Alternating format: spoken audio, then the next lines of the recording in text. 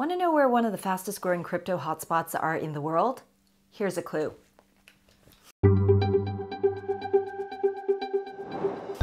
Welcome to the Daily Forkast, October 5th, 2021. I'm Angie Lau, Editor-in-Chief of Forkast.News, covering all things blockchain.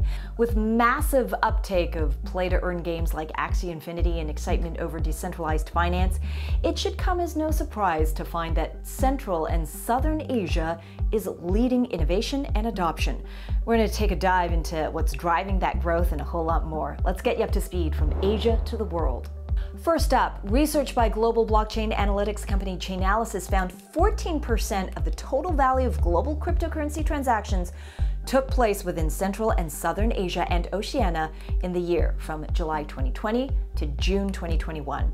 With a growth of over 700% in raw value traded in that period, the region is the fourth largest cryptocurrency market in the world. But there are a lot of factors at play. Forkast.News' Lachlan Keller reports on why grassroots adoption is key to that growth.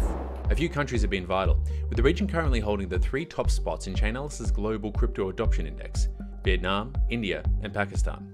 In the report, Binh Nguyen of the Royal Melbourne Institute of Technology said that while gambling is illegal in Vietnam, it's still very popular, and that may explain why so many people are willing to invest in high volatility assets like cryptocurrency.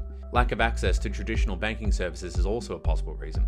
According to the World Bank, 190 million of the 1.4 billion people in India have no access to the financial system, while almost half of the population of Pakistan had no bank account in 2017.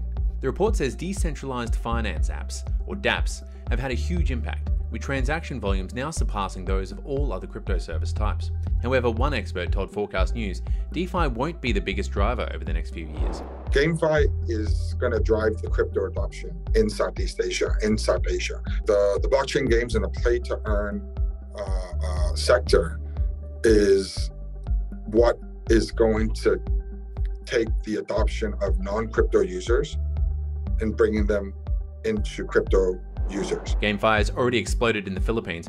20% of crypto wallet MetaMask's 10 million active monthly users live in the country, and it says growth there has been driven by the popularity of the NFT-based game Axie Infinity. For Forkast.News, I'm Lachlan Keller. Meanwhile, over in South Korea, there's a national petition going on calling for crypto taxes to be put on pause, pushed back, delayed. Posted by an anonymous investor, the petition calls out Korea's finance minister, saying his decisions are inconsiderate of the market and also inconsiderate of investors, not mincing words there. It's part of the greater conversation happening in Korea right now about taxes. There, the National Assembly kicks off its annual review of the Ministry of Economy and Finance, where the topic of taxing virtual asset income is being discussed right now. Forkast.News' Danny Park reports.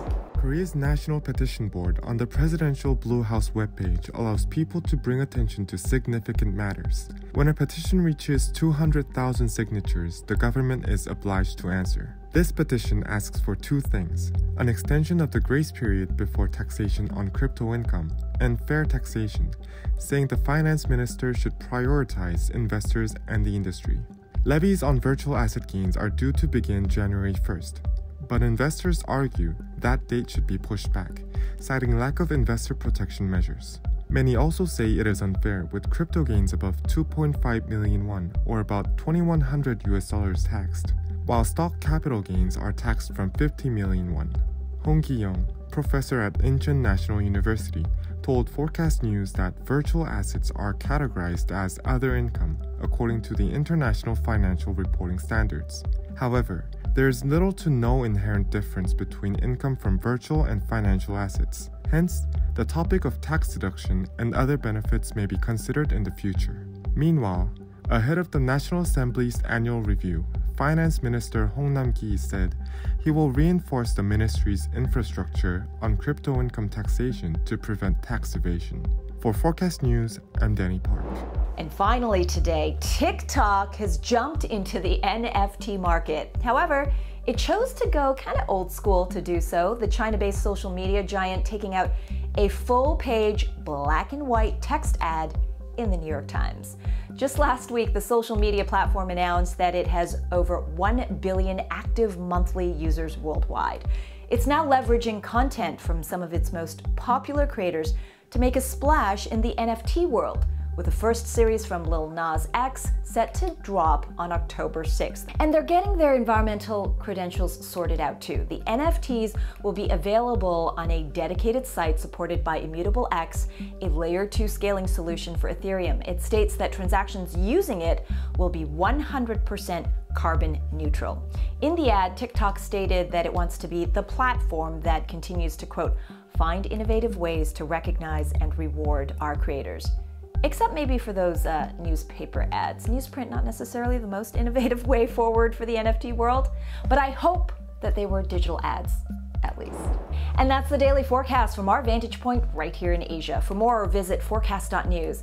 And if you're watching this on YouTube, you can support us and our journalists, the OG of content creators. Hit that subscribe button and like. We always appreciate the time you spend with us. I'm Forkast Editor-in-Chief Angie Lau. Until the next time.